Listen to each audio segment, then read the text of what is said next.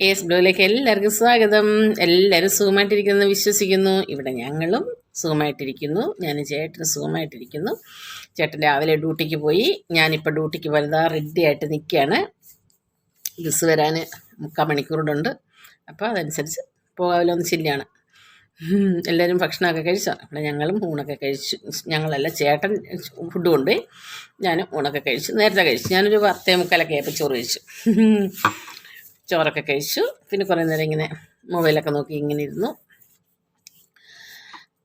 പിന്നെന്താ, പിന്നെ ഇനിയിപ്പോൾ ഡ്യൂട്ടിക്ക് പോകണം. അങ്ങനെ 4 ദിവസത്തെ വിശ്രമങ്ങൾക്ക് ശേഷം ഞാനിതാ ഇപ്പോൾ ഡ്യൂട്ടിക്ക് പോകാൻ പോവാണ്. ഭയങ്കര ചൂടാണ് ഇവിടെ. ഭയങ്കര ചൂടാണ്. പറഞ്ഞറിയിക്കാൻ വയ്യാത്ത ചൂട്. എങ്ങനെ പോകുമെന്ന് അറിയില്ല. ഒന്ന് കാണിച്ചാൽ ഇവിടുത്തെ വെയിലിനെ കാണിക്കാം. ഇവിടുത്തെ ഇതാകണ്ടോ, കാണാൻ പറ്റുമെന്ന് എനിക്കറിയില്ല. എങ്കിലും ഇതാണ് ഇവിടുത്തെ ചൂട്. ഇത് കണ്ടോ? ഇതിനി അങ്ങോട്ട് പോയി കഴിഞ്ഞാൽ ഭയങ്കര ചൂടായി. ഭയങ്കര വെയിലാണ്. ഇറങ്ങാൻ പറ്റാത്ത വെയിൽ.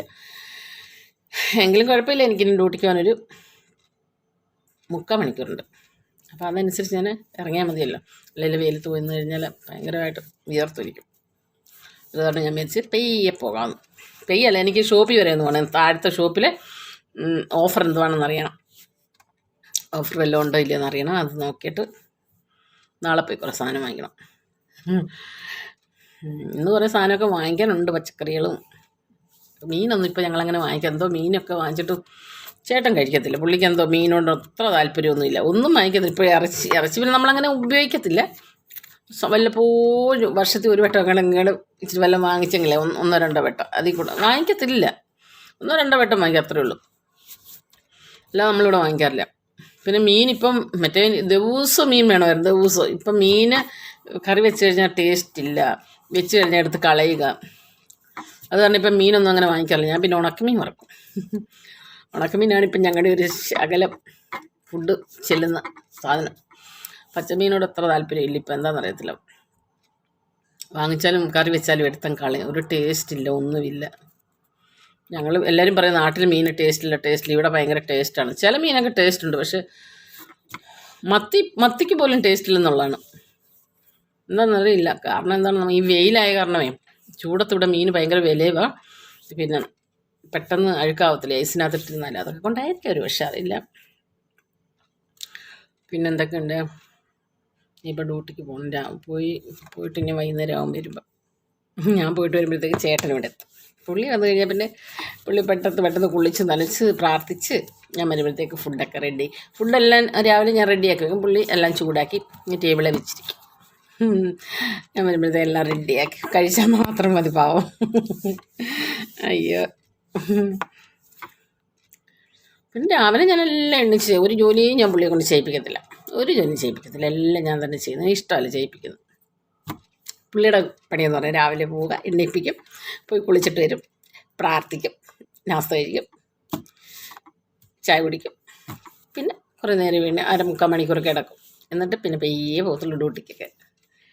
പിന്നെ വൈകിട്ട് ഞാൻ 3 ദിവസം ഡ്യൂട്ടി ഉള്ളത് കൊണ്ട് ചോറ് ഞാൻ എല്ലാം ഫ്രിഡ്ജ് വെച്ചിട്ട് പോകും. രാവിലെ എണ്ണിച്ച് ഉച്ചയ്ക്ക് ഞാൻ ഫുഡെല്ലാം കഴിച്ച് കഴിഞ്ഞാൽ എല്ലായിടത്തും ഫ്രിഡ്ജ് വെച്ചിട്ട് പോകും. അപ്പം പിന്നെ അത് പുള്ളി വന്ന് എല്ലായിടത്തും വെളിയിൽ വെക്കും. എന്നിട്ട് ഞാൻ വരാറാകുമ്പോഴത്തെല്ലാം ചൂടാക്കി പ്ലേറ്റൊക്കെ കഴുകി അവിടെ റെഡിയാക്കി വെച്ചിരിക്കും. ഞാൻ വഴക്ക് പറയും അങ്ങനെ ചെയ്യേണ്ട പിന്നെ പുള്ളി നീയും പോയി ജോലി ചെയ്തിട്ട് വരുന്നില്ലെന്ന്. എനിക്കെന്തോ ഒരു 3-4 മണിക്കൂറത്തെ കാര്യമല്ലേ ഉള്ളൂ. 4-5 മണിക്കൂറത്തെ പണിയുള്ളൂ. അതുകൊണ്ട് ഞാനും പറയും വന്നിട്ട് ചെയ്താൽ മതിയല്ലോ എന്ന് പറയുമ്പോഴും പുള്ളി സമ്മതിക്കത്തില്ല. അതുകൊണ്ട് പെട്ടെന്ന് പണികളെല്ലാം തീരും. വന്നിട്ട് പിന്നെ എനിക്ക് പോയി കുളിച്ചിട്ട് വന്ന് ഫുഡ് കഴിച്ചിട്ട് പാത്രം കിടന്ന് ഉറങ്ങിയാൽ മതി. അങ്ങനെയാണ് ഇവിടുത്തെ കഥകളൊക്കെ. അപ്പോൾ എൻ്റെ സമയങ്ങളായി വരികയാണ്. പെട്ടെന്ന് പോകണം. ഇനി താഴെ പോയി കടയിലൊക്കെ ഒന്ന് പോയി കറങ്ങി അടിച്ച് ബസ് വരാറാകുമ്പോഴത്തേക്ക് ബസ് സ്റ്റോപ്പിലോട്ട് ചെന്നാൽ മതി. 2 മിനിറ്റ് നടന്നാൽ മതി. 2 മിനിറ്റ് നടക്കണം, അത്രയേ ഉള്ളൂ. 2 മിനിറ്റൊന്നുമില്ല. നമുക്ക് ഇവിടെ അങ്ങോട്ട് ക്രോസ് ചെയ്ത് ഒരു സെക്കൻഡ് പോലും ഇല്ല. പക്ഷേ അത് നമ്മൾ ഇങ്ങനെ കറങ്ങി വേണം പോകാൻ. ഇങ്ങനെ പോകേണ്ടതിന് വരെ ഇങ്ങനെ പോകണം. അത് കാരണം 2 മിനിറ്റ് നടക്കണം, അത്രയേ ഉള്ളൂ. പിന്നെന്താ, പിന്നെ വേറെ വിശേഷമൊന്നുമില്ല. എൻ്റെ കൂട്ടുകാരിയുണ്ട് തിരുവനന്തപുരത്തുള്ള. പുള്ളിക്കാരിയുടെ മോള് ഡോക്ടറായി. പിന്നെ പുള്ളിക്കാരി ഫസ്റ്റ് ഓപ്പറേഷൻ തിയേറ്റർ മിനിയാന്ന് കയറി അതിൻ്റെ വീഡിയോ ഒക്കെ എനിക്ക് അയച്ചു തന്നു. ഭയങ്കര സ്നേഹമുള്ള ആൾക്കാരാണ് കേട്ടോ. ഒത്തിരി നല്ല ആൾക്കാർ. രക്തബന്ധത്തിനെക്കാട്ടിലും നമ്മുടെ ബന്ധങ്ങളെക്കാളിലും ഒക്കെ വിലയാണ് അന്യരെ കൊണ്ട്. അടിപൊളി. പിന്നെ വേറുണ്ട് രാധിക എന്ന് പറയുന്നത്, സൂപ്പർ. അവൾ ഇതുപോലെ തന്നെ. അവരൊക്കെ പറയുന്നത് ഞങ്ങളുടെ ചേച്ചിയാണെന്ന്. മൈന ചേച്ചി എന്ന് വിളിക്കും അവളെന്നെ. രാധിക എന്നെ മൈന ചേച്ചി എന്ന് വിളിക്കും.